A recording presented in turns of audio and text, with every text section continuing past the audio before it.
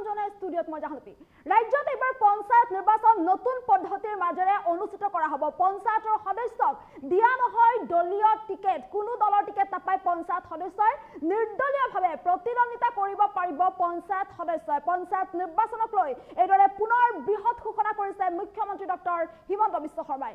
লৈছো এই মুহূৰ্তৰ সবিশেষ। ৰাজ্যত এই নতুন পদ্ধতিৰে এবাৰ পঞ্চায়ত নিৰ্বাচন অনুষ্ঠিত কৰা হ'ব। পঞ্চায়ত নিৰ্বাচনক লৈ পুনৰ ডাঙৰ ঘোষণা কৰিছে মুখ্যমন্ত্ৰী ডক্টৰ হিমন্ত বিশ্ব শৰ্মাই। পঞ্চায়ত সদস্যক দিয়া নহয় কোনো দলৰ টিকট, কোনো দলীয় টিকেট দিয়া নহ'ব পঞ্চায়তৰ সদস্যক। নিৰ্দলীয়ভাৱে পঞ্চায়ত সদস্যই এইবাৰ প্ৰতিদ্বন্দ্বিতা কৰিব পাৰিব বা কৰিব লাগিব। গাঁৱৰ ভাল ভাল মানুহে পঞ্চায়ত সদস্য পদৰ বাবে খেলিব লাগিব নিৰ্বাচন। ইয়াৰ ফলত দুৰ্নীতিমুক্ত হ'ব পঞ্চায়ত। পঞ্চায়তক দুৰ্নীতিমুক্ত কৰিবৰ বাবে এই সিদ্ধান্ত গ্ৰহণ কৰা হৈছে। যোগ্য ব্যক্তিক নিৰ্বাচিত কৰক পঞ্চায়তৰ সদস্যৰূপে। পঞ্চায়ত নিৰ্বাচনক লৈ এইদৰে ঘোষণা কৰিছে মুখ্যমন্ত্ৰীগৰাকীয়ে। দলৰ পৰা এনে কাৰণতে পঞ্চায়ত সদস্যক কোনো টিকট দিয়া হোৱা নাই। যোগ্য ব্যক্তিক আপোনালোকে পঞ্চায়ত সদস্যৰ বাবে কৰিব পাৰিব নিৰ্বাচন। কেৱল আঞ্চলিক পঞ্চায়ত আৰু জিলা পৰিষদতহে দলীয় টিকট প্ৰদান কৰা হ'ব। মুখ্যমন্ত্ৰী ডক্টৰ হিমন্ত বিশ্ব শৰ্মাই এই সন্দৰ্ভত এইদৰে বৃহৎ ঘোষণা কৰিছে।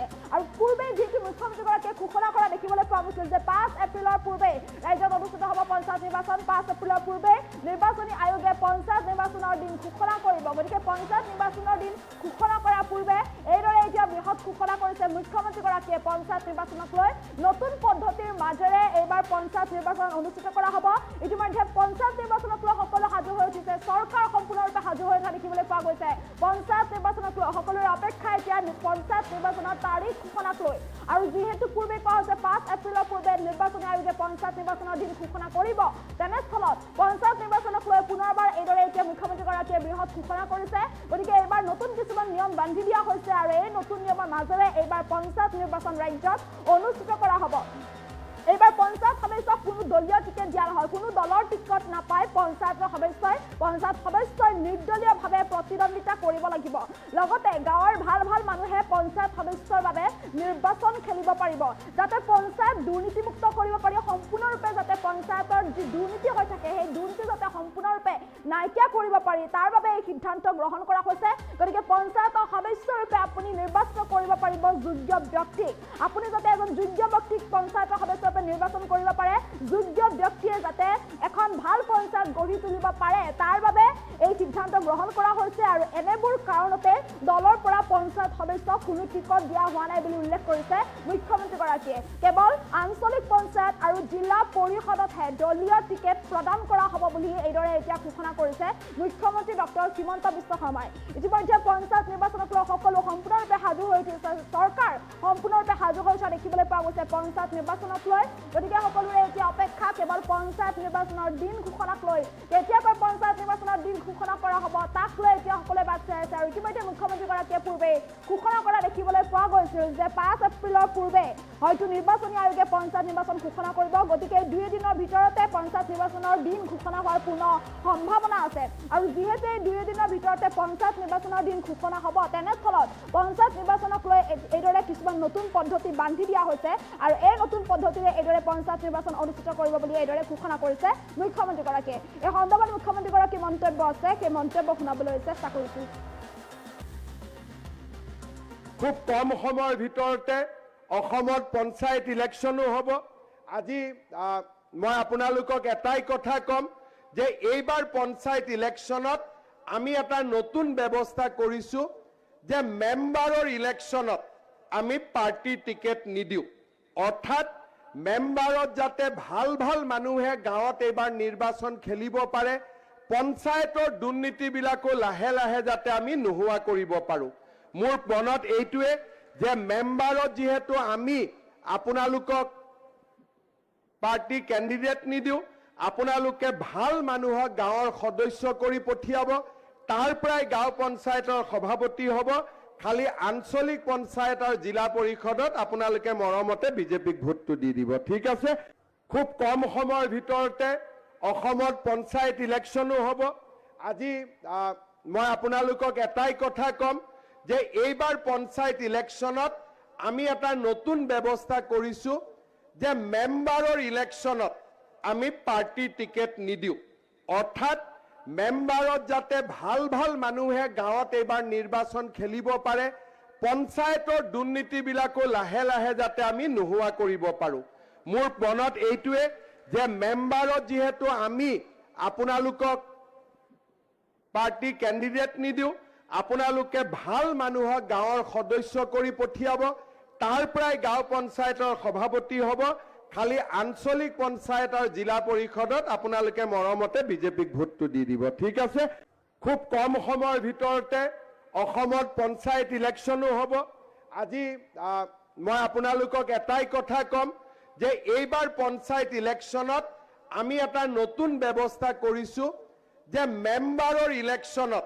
আমি পাৰ্টি টিকেট নিদিওঁ অৰ্থাৎ মেম্বাৰত যাতে ভাল ভাল মানুহে গাঁৱত এইবাৰ নিৰ্বাচন খেলিব পাৰে পঞ্চায়তৰ দুৰ্নীতিবিলাকো লাহে লাহে যাতে আমি নোহোৱা কৰিব পাৰোঁ মোৰ মনত এইটোৱে যে মেম্বাৰত যিহেতু আমি আপোনালোকক পাৰ্টি কেণ্ডিডেট নিদিওঁ আপোনালোকে ভাল মানুহক গাঁৱৰ সদস্য কৰি পঠিয়াব তাৰ পৰাই গাঁও পঞ্চায়তৰ সভাপতি হ'ব খালি আঞ্চলিক পঞ্চায়ত আৰু জিলা পৰিষদত আপোনালোকে মৰমতে বিজেপিক ভোটটো দি দিব ঠিক আছে খুব কম সময়ৰ ভিতৰতে অসমত পঞ্চায়ত ইলেকশ্যনো হ'ব আজি মই আপোনালোকক এটাই কথা ক'ম যে এইবাৰ পঞ্চায়ত ইলেকশ্যনত আমি এটা নতুন ব্যৱস্থা কৰিছোঁ যে মেম্বাৰৰ ইলেকশ্যনত আমি পাৰ্টি টিকেট নিদিওঁ অৰ্থাৎ মেম্বাৰত যাতে ভাল ভাল মানুহে গাঁৱত এইবাৰ নিৰ্বাচন খেলিব পাৰে পঞ্চায়তৰ দুৰ্নীতিবিলাকো লাহে লাহে যাতে আমি নোহোৱা কৰিব পাৰোঁ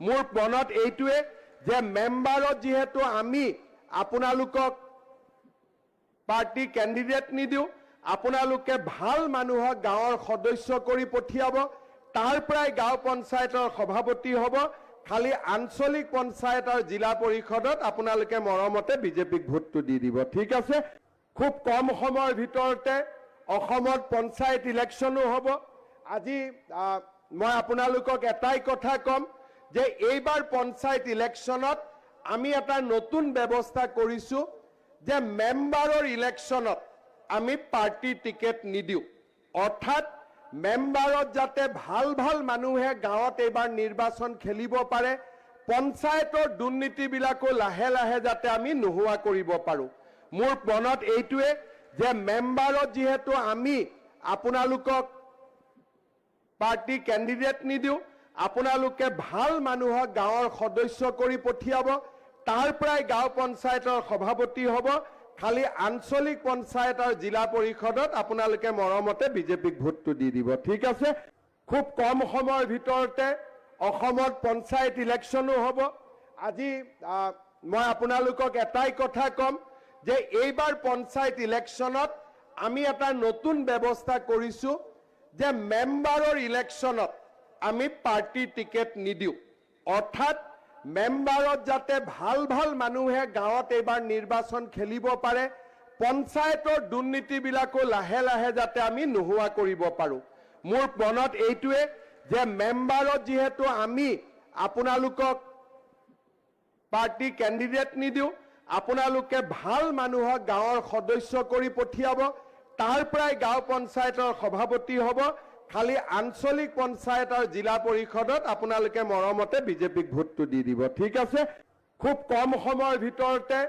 অসমত পঞ্চায়ত ইলেকশ্যনো হ'ব আজি মই আপোনালোকক এটাই কথা ক'ম যে এইবাৰ পঞ্চায়ত ইলেকশ্যনত আমি এটা নতুন ব্যৱস্থা কৰিছোঁ যে মেম্বাৰৰ ইলেকশ্যনত আমি পাৰ্টি টিকেট নিদিওঁ অৰ্থাৎ মেম্বাৰত যাতে ভাল ভাল মানুহে গাঁৱত এইবাৰ নিৰ্বাচন খেলিব পাৰে পঞ্চায়তৰ দুৰ্নীতিবিলাকো লাহে লাহে যাতে আমি নোহোৱা কৰিব পাৰোঁ মোৰ মনত এইটোৱে যে মেম্বাৰত যিহেতু আমি আপোনালোকক পাৰ্টি কেণ্ডিডেট নিদিওঁ আপোনালোকে ভাল মানুহক গাঁৱৰ সদস্য কৰি পঠিয়াব তাৰ পৰাই গাঁও পঞ্চায়তৰ সভাপতি হ'ব খালি আঞ্চলিক পঞ্চায়ত আৰু জিলা পৰিষদত আপোনালোকে মৰমতে বিজেপিক ভোটটো দি দিব ঠিক আছে খুব কম সময়ৰ ভিতৰতে অসমত পঞ্চায়ত ইলেকশ্যনো হ'ব আজি মই আপোনালোকক এটাই কথা ক'ম যে এইবাৰ পঞ্চায়ত ইলেকশ্যনত আমি এটা নতুন ব্যৱস্থা কৰিছোঁ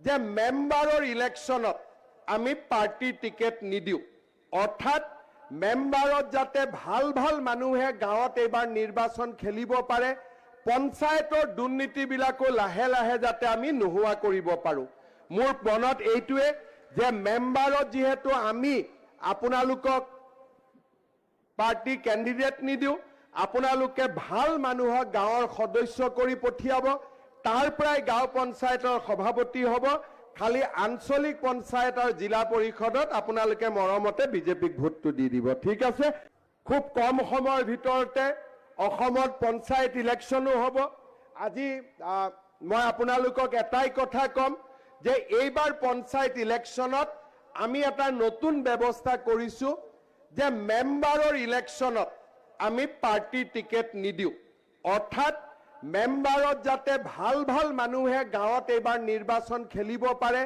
পঞ্চায়তৰ দুৰ্নীতিবিলাকো লাহে লাহে যাতে আমি নোহোৱা কৰিব পাৰোঁ মোৰ মনত এইটোৱে যে মেম্বাৰত যিহেতু আমি আপোনালোকক পাৰ্টি কেণ্ডিডেট নিদিওঁ আপোনালোকে ভাল মানুহক গাঁৱৰ সদস্য কৰি পঠিয়াব তাৰ পৰাই গাঁও পঞ্চায়তৰ সভাপতি হ'ব খালি আঞ্চলিক পঞ্চায়ত আৰু জিলা পৰিষদত আপোনালোকে মৰমতে বিজেপিক ভোটটো দি দিব ঠিক আছে